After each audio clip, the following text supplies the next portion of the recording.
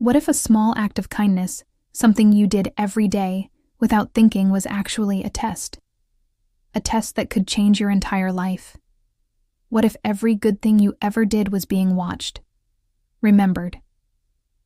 And one day someone would come to thank you, but you would not recognize them? This is a story about a mother, about a son, and about a moment that would break everything she thought she knew about her past. Her name was Catherine. She was 42 years old. She was beautiful. She was smart. She was alone.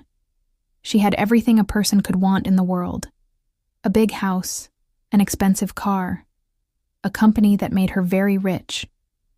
But inside her heart, something was empty. Something was missing. Catherine had no children. She had no husband.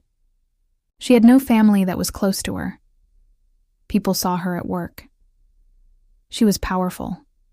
She was confident. She made big decisions. She made big money. But when she went home at night, the house was silent. The rooms were dark, and she was alone with her thoughts, always alone. But there was one thing that Catherine did every single day. Something that nobody knew about. Something that made her feel like maybe the world was not so bad. Every morning Catherine would wake up early before the sun came, up before the birds started singing. She would drink her coffee. She would look out the window at her neighborhood, and then she would go to a small place near her house, a place where poor people would come to eat, a place called the Morning Cafe. Nobody knew that Catherine was the owner of this cafe. Nobody knew that she paid for it. Nobody knew that she gave money to keep it running. She had kept this secret for 15 years. Why did she do this? She never told anyone. Maybe she was trying to forget something from her past. Maybe she was trying to change something. Maybe she was trying to answer a question that nobody had asked her. Every morning, Catherine would sit in the back of the cafe. She would wear old clothes. Nobody would recognize her. She would watch the people come in. Poor families, hungry children, people with no homes, people with no hope. And she would make sure they were fed. She would make sure they had warm soup. She would make sure they had bread. She would make sure they had kind words. But she never let them know who she really was. One day, something changed. Something that would start a chain of events. A chain that could not be stopped. A young man came into the cafe. He was maybe 25 years old. He was thin. His clothes were old and torn. His shoes had holes, but his eyes were bright. His eyes were intelligent. His eyes were searching for something. Catherine watched him. She felt something in her chest, a feeling she could not explain. When he sat down, she brought him soup herself. She brought him bread. She brought him warm tea. The young man ate like he had not eaten in days. Maybe he had not. When he finished, he cried. Real tears. And he said, "Thank you. Thank you so much. You saved my life today." Catherine said nothing. She just nodded. But inside her heart was breaking. The young man came back the next day. And the next day. And every day after that. For 3 months. And every day Catherine would give him food. Every day she would make sure he was okay. Every day she would sit with him and listen to his stories. He told her about his life. He told her he had no family. He told her his mother had left him when he was a baby. He told her his father was dead. He told her he had been living on the streets for 2 years. He told her he had tried to find work, but nobody would hire him. He told her he was alone in the world. Catherine listened. She said nothing, but she was making a plan. One day, Catherine spoke to the young man. She said, "What is your name?" "I want to know your real name," he said. "My name is Marcus." Marcus Williams. Catherine felt the world stop. She felt time slow down. Williams. His last name was Williams. She said, Marcus, can I ask you something? Do you know anything about your father? Anything? At all? Marcus said, I know very little. My mother told me he had a tattoo on his arm. It was a bird, a flying bird, but that is all I know. She never told me his name. She never told me where he went. She just said he left us because he was young and scared. Catherine felt something inside her break into pieces. A tattoo. A bird. A flying bird. She closed her eyes. She thought of the past. She thought of a time 30 years ago. She thought of a young man she loved very much. She thought of a tattoo on his arm. A bird. A flying bird. She thought of the moment she became pregnant. She thought of the moment she told him. She thought of his fear. She thought of his words. He said, I cannot be a father. I am not ready. I am sorry, but I cannot. She thought of the moment she decided to give her baby to an adoption agency. She thought of the tears. She thought of the pain that never went away. She thought of every day for 30 years when she wondered where her son was. If he was happy. If he was loved. If he remembered her, and now he was sitting in front of her. Her son. She was looking at her son. But how could she tell him? How could she say the words? How could she explain 30 years of silence? How could she explain why she gave him away? Catherine opened her eyes. She looked at Marcus. She said, Your tattoo story. Can you tell me more? Where is your father now? Marcus said, I do not know. I have been searching for him my whole life. I thought maybe if I could find him, I could understand who I am. I could understand why my mother left. I could understand why I feel so empty. Inside, Catherine said, What if I told you something? What if I told you that maybe you have been looking in the wrong place? Marcus looked confused. He said, What do you mean? Catherine said, I cannot tell you now. But I promise you the answers you are looking for will come. You have to trust me. You have to believe that everything happens for a reason. Even the bad things. Even the painful things. Marcus left that day not understanding what Catherine meant. He thought maybe she was just a kind woman who felt sorry for him. He did not know he was talking to his own mother. But Catherine knew Catherine's heart. Knew that night. Catherine did not sleep. She sat in her big empty house. She looked at old photographs. Black and white photographs from 30 years ago. She looked at the face of the young man she loved. She looked at his tattoo. A bird. A flying bird. Just like Marcus had described, she found her old diary. She opened it to the pages from that time. She read her own words from 30 years ago. She read about her love. She read about her fear. She read about the moment she held her baby boy for the first time.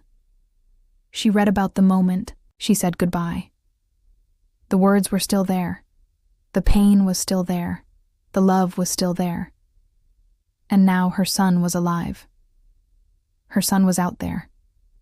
But he did not know who she was. The next morning, Catherine went to the cafe. But Marcus was not there. She waited. She waited through the whole day. He did not come. Days passed. 1 week. 2 weeks. No Marcus. Catherine was worried. She was scared. She asked the other people who came to the cafe. They said there was a young man. We have not seen him in 2 weeks. We heard he got a job. Someone hired him. He had a recommendation. Letter Catherine's hands shook. She had written that letter. She had given it to Marcus 3 days after he told her his story. A recommendation letter to help him find work. A real job. A real life. So now he was gone. Her son had left her again. For the second time in his life, she was losing him. But this time she decided would be different. This time she would find him. This time she would tell him the truth. Catherine hired investigators. She used her money. She used her power. She found Marcus. He was working in a restaurant, a nice restaurant in the city center. He was a waiter. He was good at his job. People liked him. He was smiling. He was living a better life. Catherine went to the restaurant. She sat at a table. She ordered food. She waited. Marcus came to her table. He did not recognize her at first. She looked different now. She was wearing expensive clothes. She had jewelry. She looked like a rich woman, not a kind old lady from a poor cafe. But then something in his eyes changed. He said, "I remember you. You helped me. You gave me a recommendation letter. How can I thank you?" Catherine could not speak. She was crying. Not loudly, quietly, but her tears were falling. Marcus was confused. He said, "Are you okay? Did I do something wrong?" Catherine said, No, you did nothing wrong. You did everything right. You got the job. You are working hard. You are alive. You are trying. That is everything right." She took a deep breath. She said the words she had waited 30 years to say. "Marcus, sit down. Please sit down. I have something to tell you. Something very important. Something that will change everything." Marcus sat down. He was nervous. His hands were shaking. He said, "What is it?" "What did I do?" Catherine said, "You did nothing, but you need to know the truth. The truth about who you are, the truth about where you come from, the truth about why I helped you, the truth about why I have been watching over you." And then Catherine told him. She told him about his father. She told him about the tattoo. She told him about being young and scared. She told him about the choice she made. She told him about the baby she gave away. She told him about the 30 years of waiting. She told him about the secret cafe. She told him about all the hungry people she fed because she could not feed her own son. She told him that every act of kindness was a way of being close to him, a way of loving him from far away. Marcus did not move. He did not speak. He just sat there. And then slowly tears started falling from his eyes too. He said, "You are my mother. You have been my mother all this time." Catherine said, Yes. I am your mother. I am so sorry. I am so sorry for everything." Marcus stood up. He walked away from the table. Catherine's heart broke. She thought he would never speak to her again. She thought she had lost him for the 3rd time. But Marcus came back. He put his arms around his mother. He held her, and he cried. Real tears. Real pain. Real joy. Real love. He said, "Thank you. Thank you for not giving up on me. Thank you for watching over me. Thank you for being there. Thank you for loving me. Even when I did not know, it was you." The other people in the restaurant did not know what was happening. They just saw a young man and a beautiful woman holding each other and crying. They did not know. They were witnessing a moment that would change 2 lives forever. That night, Catherine took Marcus to her house. She showed him photographs. She showed him his father's picture. She showed him his own baby pictures. She showed him the diary she had kept for 30 years. She showed him her heart. And Marcus understood. He understood why she gave him away. He understood it was an act of love, not an act of abandonment.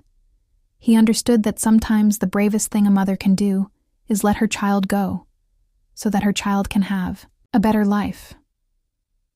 But Marcus had one question. He said, "Why did you finally tell me? Why now? Why at the restaurant?" Catherine said, "Because I realized something. I realized that kindness without truth is just loneliness, wearing a mask. I realized that I could feed 1,000 hungry people, but it would never fill the hole in my heart if you were not in my life. And I realized that you deserved to know the truth.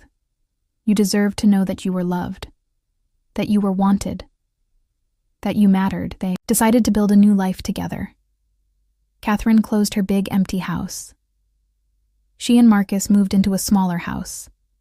They opened a new cafe together.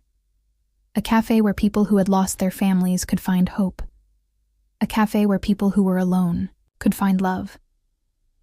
Catherine learned to be a mother. Marcus learned to be a son. And they both learned that sometimes the most powerful act of kindness is telling the truth. But the story does not end here, because something changed in Catherine. When she finally stopped hiding her pain, when she finally let her truth be known, other people started sharing their stories too. A man came to the cafe. He said, "I left my daughter when she was a baby. I was scared. I was young. I did not think I could be a father. For 30 years I have been looking for her. But I never had the courage to search." Catherine said, "Search now. It is never too late. The people we love are always waiting for us, even if we do not know it." A woman came to the cafe.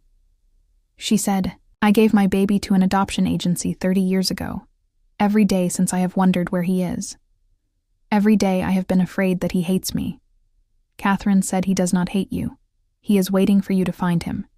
And when you do, he will understand. Because love is bigger than pain. Love is bigger than time. Love is eternal." One by one, families who had been broken for decades came back together. Parents found their children. Children found their parents. And it all started because one woman decided to tell the truth. But there is one more part to this story. A part that will make you understand the true meaning of what happened. Years later, Marcus was walking through the city. He was a successful man now. He had finished his education. He had built a good life. And he saw a young boy sitting alone on a bench. The boy was maybe 8 years old. He was crying. He looked hungry. He looked lost. Marcus sat down next to the boy. He said, "Why are you crying?" The boy said, "My mother left me. She said she could not take care of me. She said I would be better off without her." Marcus felt his heart break. He recognized this pain. He recognized this feeling of abandonment. He knew this loneliness. He said, "Do you know what? My mother said the same thing to me. And I hated her for it. I hated her for 30 years. But then I learned the truth. I learned that she loved me so much, she was willing to let me go.